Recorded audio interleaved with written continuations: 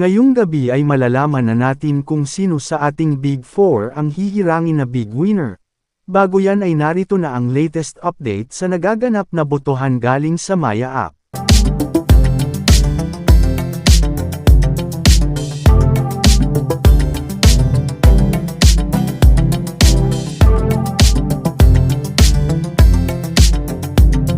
Ang hihirangin na third big placer ay makakakuha ng 200,000 pesos, ang second big placer ay makakatanggap naman ng 300,000 pesos, ang first big placer ay 500,000 pesos at ang hihirangin na big winner ay mag-uuwi ng 1,000,000 piso.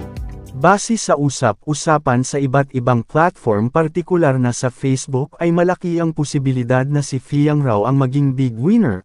Pinagbasihan nila dito ay ang consistency ng nakukuhang boto nito at ang ingay ng kanyang mga fans. Napansin din kasi ng mga netizens na ang video na inu-upload ng iba't ibang vlogger at content creator ay humahakot ng views, kaya naman sa inyong palagay si Fiang na nga kaya ang maging big winner ng PBB Gen 11. Safe tonight! Fiang! Congratulations, Fiang! Ikaw ay ligtas ngayong gabi. Fiang! Congratulations, Fiang! You are safe. Congratulations! Binigyan ka ng panibagong pagkakataon ng taong bayan and you are safe. Fiang! Congratulations! Ang housemate na yon ay ikaw. Fiang! Congratulations, Fiang! You are safe.